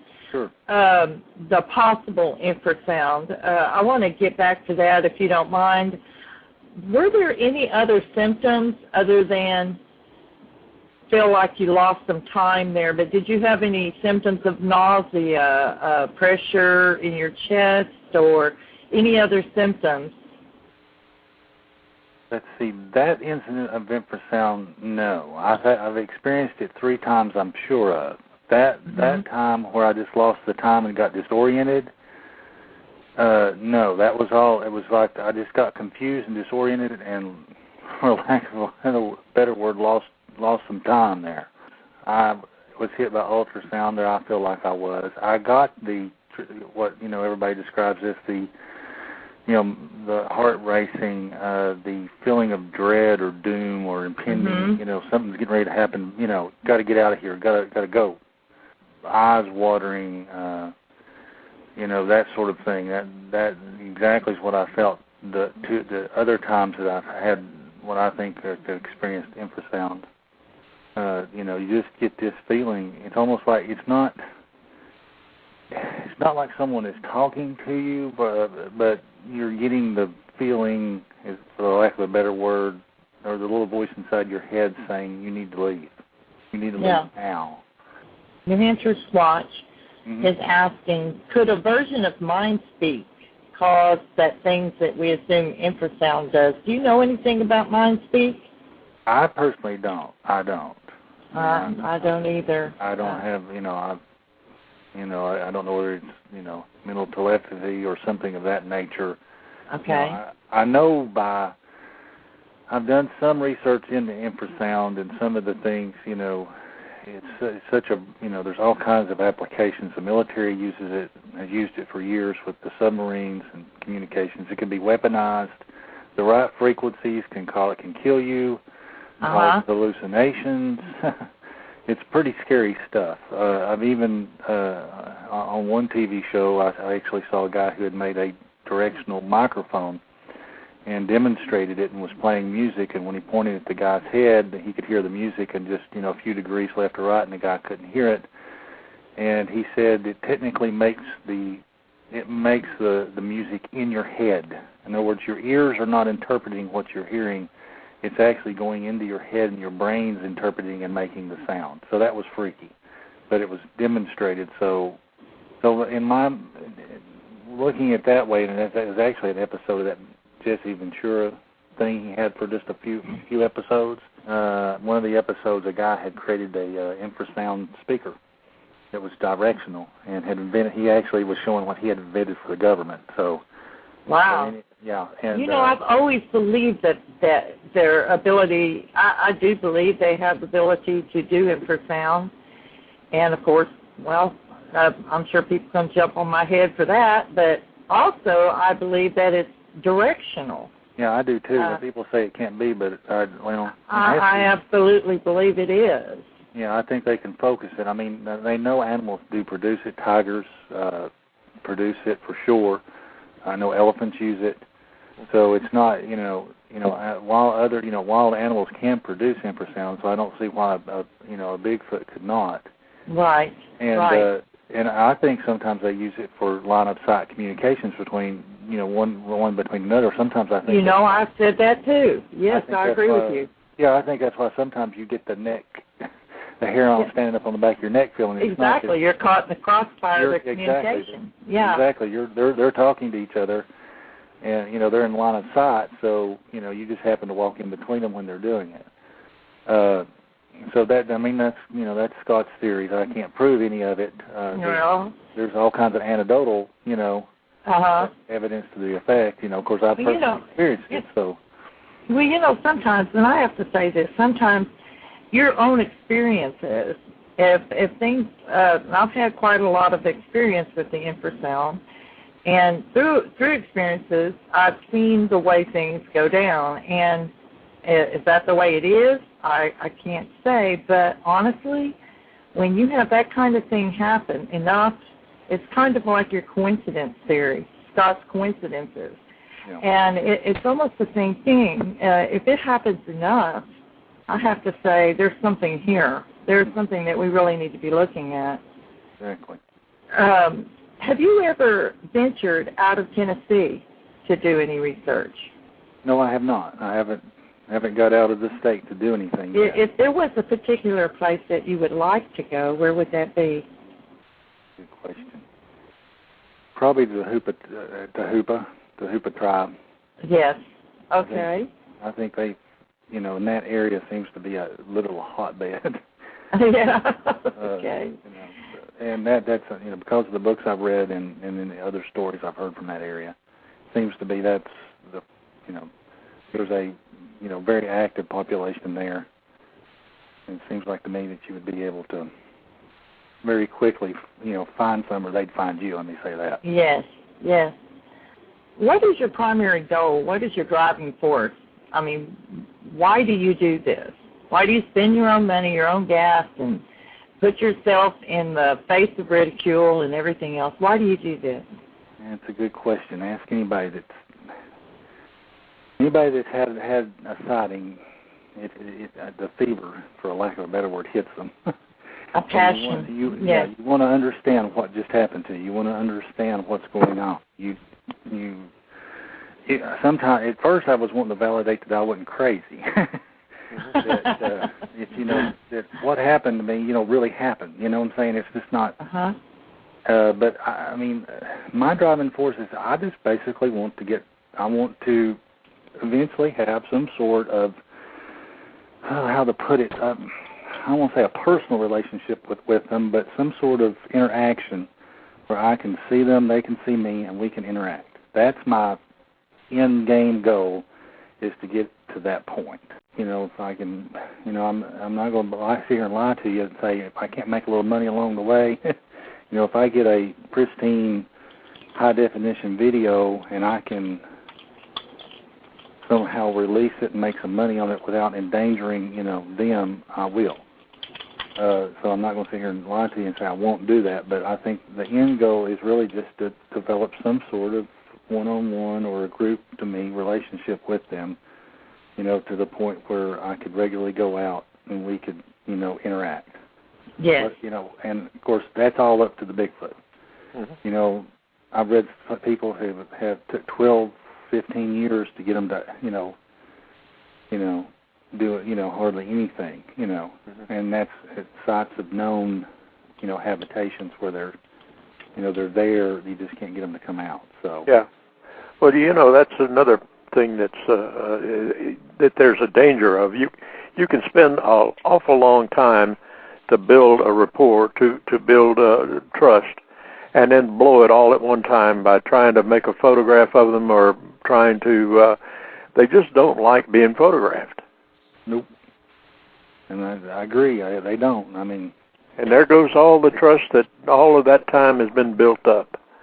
Yeah. So I don't know, like I said, I have a video camera with me every time I go in the woods. It's on top of my monopod, and I just leave it turned on. And if one walks up, then I'll get a video of him. But that'll probably be the only way. I've got game cameras out trying to do something there, but they're pretty smart. Either they hear them or I think they hear and smell them, but mine are camouflaged and don't smell. So. Mm-hmm. I've got a feeling that it's putting off some sort of electronics, signal or latent sound that they can definitely hear. Yeah, another thing, just to back up what Tony said earlier about the yowie, I've heard too in this country, if you whistle the same simple little tune repeatedly, that sooner or later you'll hear that come back at you. Yeah. That's something that I'm going to try then. But yeah, I mean that's the end game goal, is to try to build some sort of trust and mm-hmm. get something going, on that sort of basis. I don't, Yeah. Otherwise I'd just quit altogether. I mean, I'm at the point where I know I don't need to prove anything to anybody. Mm-hmm. I'm not in this thing to prove anymore. Yeah, that's a good approach. I mean, I'm the only one I have to convince. Yeah, I mean, because you're never going to. I mean, unless the body's on a slab, you're not going to prove it. Yeah, and I'm not going. I mean, that's to me is just, And all that will prove is its existence. It won't prove anything about how it lives. Exactly, and there will be one less when that happens. Luke and Scott just fell out. They'll be back in a minute. We'll hope that they return. We still have a bit of time left. It was certainly good to hear Tony tonight. it was. It's a voice from tomorrow. Technically, yes. Yeah, it's 23rd where he is. That's a lovely country. He's very fortunate to live there, and especially down around the Blue Mountains. Now, I was not fortunate enough to get down there, but I did see other parts of the country, and it's just lovely. Okay, we got to look back. I've actually been here the whole time listening. Oh, well, thanks a lot, buddy. I thought we lost you. You guys you were doing a great job. Not true, but thank you. Yeah, okay, so we've only lost Laurie and Scott. Yeah, lost Laurie and Scott's what it looks like, so they should be back here in a minute. We've got about, looks like about 9 or 10 minutes left in the show, but I know Scott's been a great guest, and I've enjoyed listening to what he's been doing there in Tennessee, researching. And absolutely. And he's very fortunate to have found that area. I keep saying, you know, you got to dig where there's taters. And you're absolutely correct. Those type areas are few and far between. Yeah, and when you find one, that's great. Yes, it is. It's very, very. You can learn a whole lot from areas like that, and hopefully the area is not discovered by somebody else, and that's always been a problem. Because generally speaking, you're dealing with the same bunch, and they can learn about you and who you are, and that you're no threat, and that, of course, the whole objective is to build trust, and you don't ever try to approach them; let them approach you. Oh, that's very true. And you know, in one of the areas, I was researching in an area like that, and for it was 3 years, we carried weapons into this area. There was, like I said, there's a lot of mountain lions and a lot of wild boar. But even carrying weapons into this area, we were getting a lot of responses, a lot of great things, finding out a lot of great things, and there was never a shot fired off in that area. Never, ever. Not one shot was ever fired. So I guess they understood that, you know, we weren't going to use them, any firearm against them. So, but you know, it was pretty neat that they would actually come around knowing that we had firearms. So that's a level of trust being built right there. Yes, definitely a level of trust. So yes, and I've heard others say that the minute they quit carrying cameras into the woods, then they started having more contact.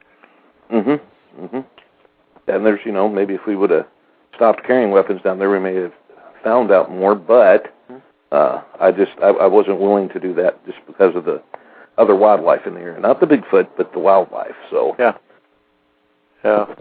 Well, you just have to tell them, hey, this isn't for you. Not for you guys.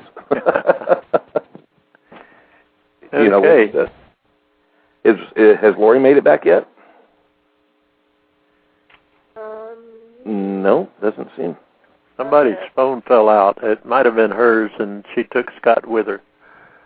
Yep, it was the inevitable crash and burn. Yeah. When her phone goes, it goes. But that's okay. That's okay. Yeah. I don't know what we're going to do whenever me and Ricky move down there. There's going to be two of us out there in the middle of nowhere. And then we're both going to out. You and JD are going to have to get ready. That's right. Material when we fall out. Oh yeah. Okay. So show goes dead. That's it. Yeah. But we don't want to do that. No. Well, I'm not exactly at the end of the world, but I can see it from here. You know, and I'm glad Tony had called in, and we've been having some incredible conversations on Skype on Fridays, and it's about 7 p.m. Central Time is when everybody gets on there. But we've had everybody sharing their research. They're talking about what they're doing, what they're finding, and you know, it's something that should be taking place right now amongst everybody. You know, but so much information has been shared. Heck, I've learned a lot from being there, and everybody's learned a lot from me. And I know I've learned a lot from Tony in a lot of the comparisons, comparing what the Yowie does in Australia. Yeah. The similarities are quite amazing to me. They really, really are, and and then coming from researchers from across the United States coming into the room and sharing their information and talking about their findings, and we're finding out a whole lot that there is many, many similarities as far as behaviors go, but then there are several physical characteristics that aren't the same. A lot of the feet structure, for instance, is different in some of the areas I've researched than the Pacific Northwest, and we've discussed saying that the possibility is it's a geographic habitat location. Wherever the habitat's located, that's how they've adapted to that area. Yeah. And, we was talking about the metatarsal break in the foot, and then tracks that I've been finding haven't found any evidence of the metatarsal break in the foot. And I thought that was interesting because a lot of the areas that I've been researching are just swampy areas, and I don't think a thinner foot with a metatarsal break would do much good there. You need a broader, flatter foot in these areas. So a foot with a wider splay, broader ball on the front. So it's pretty interesting. There has been a lot of stuff. So if you guys want to join in, any of our listeners, just look up Yowie Seeker on Skype on Friday nights. I believe it's Friday and Saturday. I know the first night we were there, it was 6 hours we were there. And the next time was 4 hours, at least for me. There might have been some others that hung in there, but it's a lot of great stuff going on. Check it out, guys. And I'm always glad to... Okay, we're back. We're back. All right. I'm so sorry. Well, I'm glad you made it. Good grief. Oh, I'll tell you what, the call dropped 4 times while I was trying to call back in. It's like it's been doing great all night, and then all of a sudden we've had solar flares, a shuttle pass over, and gosh only knows what happened. It's gremlins. Come on, stay scientific. It's gremlins. Yeah, it was infrasound. They blasted us out the phone system went. Yeah. Well, good. We got 2 minutes left. Do you want to thank everybody for joining us? Everyone, thank you for coming and listening to us, and we're probably going to roll over into archives. We want you to join us next week for Jan C. Allen of the Georgia Bigfoot Research and Investigation Group. Can't wait to see y'all, and y'all come back, and thank you so much for coming and listening to our show. And now we'll get back to our guest, Scott. Okay. Did anyone have any questions they wanted to ask Scott while we're on our last leg of this journey? Hello? Well, yeah, hello. I thought I'd fell out again. I was waiting for Luke. Oh, you were waiting for me. Go ahead. If you got anything, JB, go ahead. I've got one here I could ask about rock clacking. Have you ever heard any rock clacking in your area, Scott? Yes. The last time I went out, I caught one rock clack. That's the only one I've heard. But I've heard stick knocking, I guess, or wood knocking has been the most prevalent. Right. Yeah, the wood knocks are pretty neat to hear. I know. I'd like to find the branches or sticks or logs that they're using to hit these other trees with, and of course that always brings up the question: Are they really using these branches or sticks to hit another tree? Could it be chest popping or something like that? We don't have time for another story. I have an interesting story about the wood knock. We got time. Okay. What happened was I was actually hunting. It was during last year, and it was during the muzzleloader season. I had made my way to my stand and was sitting in my tree stand, and I had been followed in. I knew I had, but I just, soldiered on. And I'm sitting there, and I hear 2 distinct wood knocks. I mean, just like you take you know what stove wood is, what I call stove wood. 2 small, cut pieces of wood. It sounded like someone clacked them together twice. And a couple of minutes later, over the hill came a couple of hunters. I thought, that's odd, but no big deal. All right, about 30 minutes later, I hear 3 wood knocks. I look, and then a couple minutes later, here comes it looked like a father, an older gentleman with a grandfather and his son and his grandson, all three together. And then about an hour later, again I heard two wood knocks, and over the hill came another pair of hunters, a father and a son. And so I don't know, was this one warning me that they were coming towards me? Was he warning someone else that others were coming? I just thought it interesting that the number of knocks corresponded with the number of people.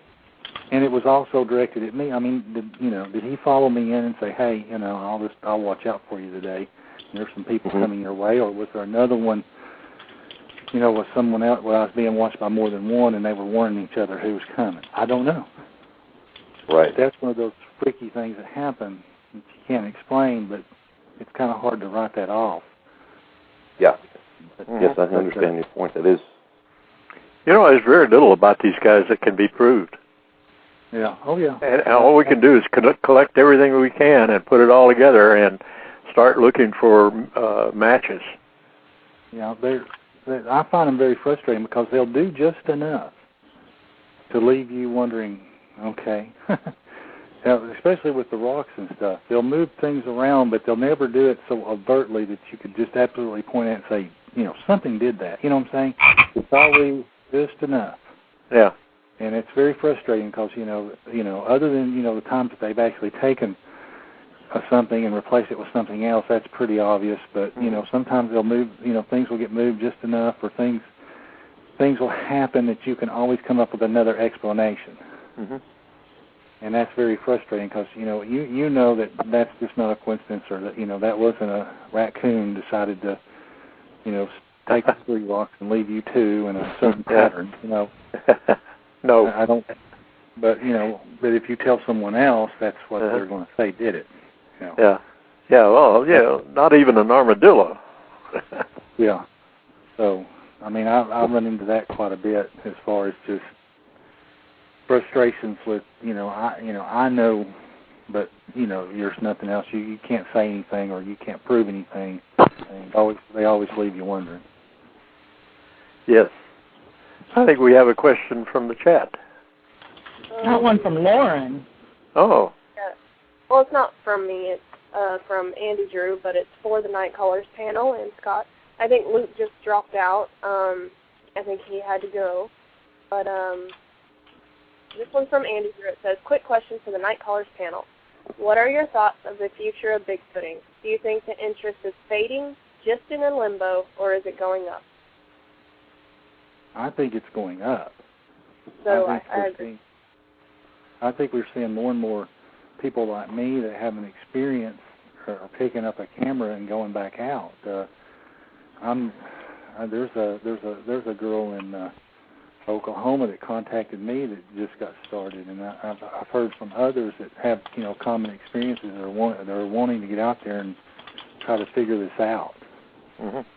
So I think I personally think we're close to getting those videos that we've all wanted to see, and probably from multiple people. I don't know, I can't say it'll be the next year, but I think we're close. I think we're in the next year or so, because there's so many people now, taking their cameras with them, or even have camera phones, or they're having experiences and are willing to talk about them. I think I know in the South still, there's still some stigmatism about it. But I know that I've heard out, like in California, where the traditional Bigfoot areas in Washington, Oregon, it's now more accepted out there. So if you talk about it, you're not, it's not, he's a kook. It's so as I think as more and more people accept it and don't belittle people, and they feel comfortable talking about it, I think I think right now, between me and the fence post, you read so many stories like the track record and other things. I think there are probably people who are having habitations and have personal relationships with them. Whether but they're not going to say anything because they don't, of ridicule. No, the long-term witnesses is what we're calling them now, seem to be notoriously tight-lipped, and I understand why. They have been taken advantage of by various groups who will invade their property uninvited, and these groups they make fun of the so-called habituators or long-term witnesses, but they want to come there and invade their property, and that's just not right. And I understand why most of the LTWs are quiet. Those are the first people I wanted to get in touch with when I got back into this thing about 5 years ago, and it took me a while because they want to make sure who you are before they will talk to you. I was very fortunate that they did. I was accepted, and I've learned more from those people than I have from anybody else.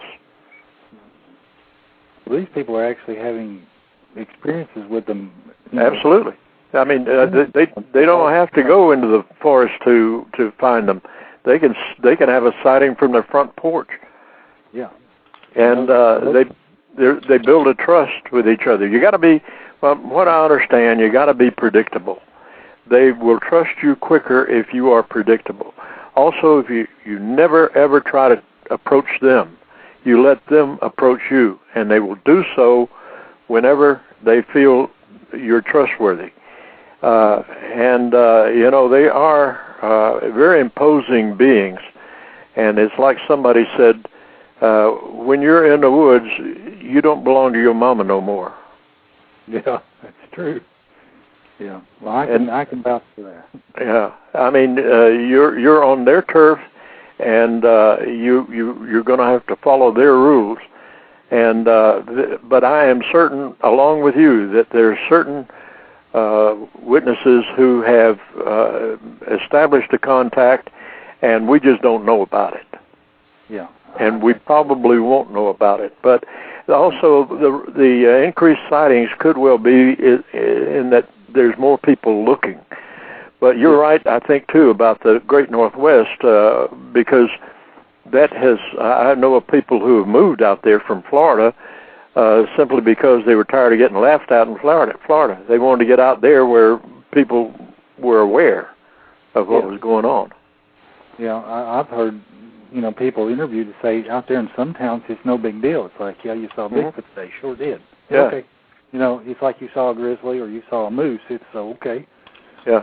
What's for supper? It's not a big. Yeah, I know.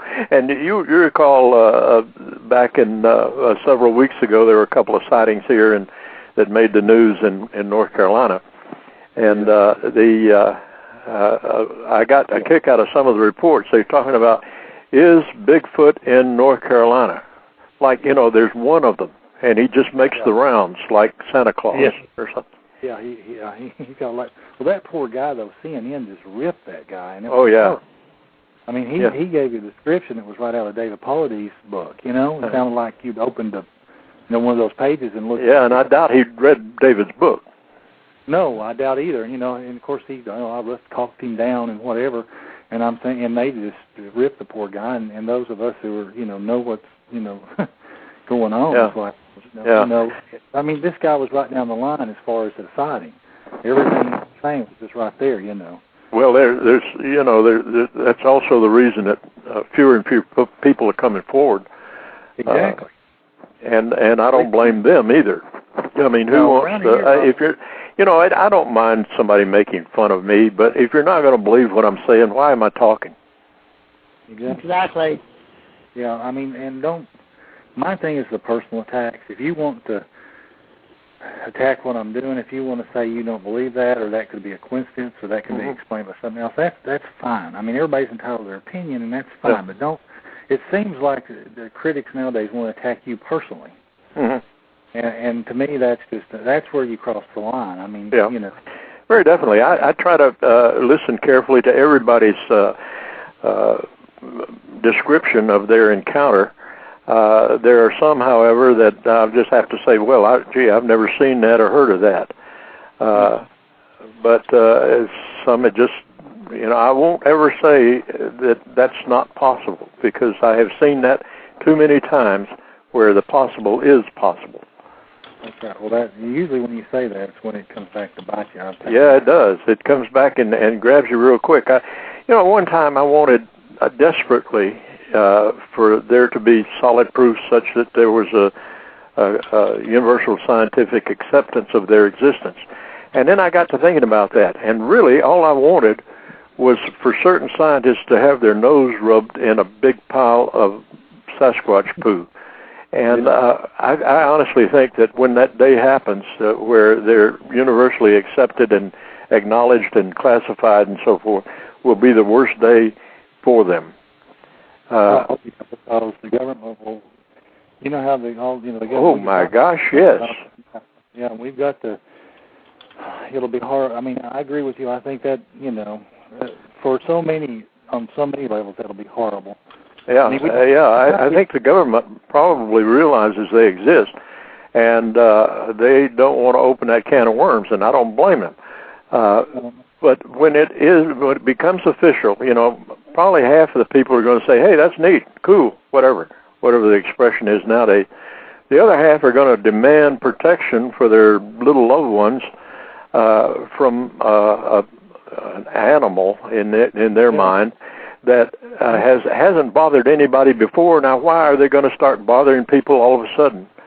You know, as long as they were in the, when I was growing up, I was typical Southern kid. I lived in the woods of Georgia, Alabama, and Mississippi day and night. I mean, and I never ever had any indication that one of these guys were around.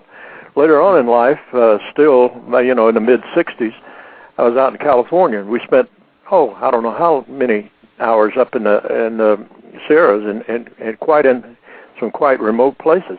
Never had an indication at all. Of course, we weren't looking for them because nobody knew they existed, or very few did. There were a few up in Washington State, but they're just a remarkable being, and I want to learn more about them. And I don't care who else believes or accepts them or whatever. And one other thing I want to do is I want to apologize for pulling your leg earlier. I just. Oh, that's okay. I know what you were doing. I just couldn't help doing that. How you like young Derek Dooley? Well, so I mean the jury's still out on him. I like him. We'll see. I mean we've just you know, for lack of a better word, we've had a self-imposed death penalty. Yeah. So, yeah. And so with Lane Kiffin and all that big map, and I think everybody's cautiously optimistic that he'll turn it around. We're all. I mean, I'm 46, and I've seen. I mean, I went through Bill Battle's era. Oh yeah. And Johnny Major's coming back, and I was actually in high school then, and I mean, I remember how bad the talent level was, and some people have said that it could be worse. Yeah, that's a possibility, but I think Derek is a quality individual. I think the world of his old man, and I think he's a chip off the old block. I respected him when he was at one of those geographical Louisiana schools. I forget which one. Yeah, Northwest Eastern Southern Louisiana or whatever. But I think you've got a quality coach now. I never did understand the previous one, but. Yeah, well, I think well, I mean, there for a while everybody was on board with him, and I think I think if this job hadn't come open and he'd have stayed, he'd have got us winning. Of course, he'd have probably got us on probation, but he'd have got us winning. Yeah. But, well, I figured. Go ahead. He's a good X's and O's coach. Yeah. I won't take that away from him, but. You know, with Ed Orgeron, you know, he's as dirty as a day. Oh, Ed is a case. I did not like the hire at all. I was not on board for that hire. I wanted to apologize because I ain't that far from you. You could probably find me and whack me upside the head. No, don't. I'm just over Klingman's Dome from where you are. So. Oh yeah, you're just over top of the hill. I could probably hike. Well, I could probably hike over there. Yeah, we're about 26, 27 miles from Klingman's, just south of Silva. Silva, let's see, Silva, yeah. North Carolina. Mm-hmm. Yeah, you're over in the mountains. Yeah, we're up 4,000 feet. Well, you're so close. We'll have to meet up there one day. Yeah, it sounds good. I don't get around so much anymore on one leg, but I'm getting better all the time. So, have you got a motorized wheelchair? Got what? You said you just on one leg. Did you lose your leg or? Yeah, a couple of years ago. My lower right leg, and I'm just getting used to everything now. Everything's cool. I didn't lose the other one, so. That's good. You got a prosthetic yet, or you? Yeah, I got a prosthetic. I had a extra large foot put on it in case there's some butt kicking needed. That's right. I don't know. That might be in the long run once you learn to walk a little bit. That wasn't the problem. I got some other issues like vertigo and low blood pressure and stuff. That it's not so much the leg, but it's some other stuff that. At my age, all the parts are starting to run out of warranty. That starts at my age, too, trust me. I don't know what it is, but... you're just a kid. Guys, I need to wrap this show up. I have company waiting on me downstairs. Oh, bless your heart. Yes, indeed. Yeah. Well, Scott, this has been great. Certainly enjoyed it and learned a lot. Thank you. Well, thank you, guys. And, Thank you, Scott. Call. You are an awesome guest. You Yes. did an amazing job. Thank you so much for coming on our show. Yes, thank you. I might drop you an email if I can find your address. Okay, well. Because we're not that far apart. I know where Maryville is. Yeah, go ahead. Right. Yeah, go ahead and send me an email, Okay, sounds good. Contact. All right. All right, take care. All right. Bye-bye. All right. Good night, everybody. Good night, everyone. All right. Bye-bye. We don't have an outro tonight, so I wish y'all don't want me to do that. So we'll just see you all next week. All right. Good night.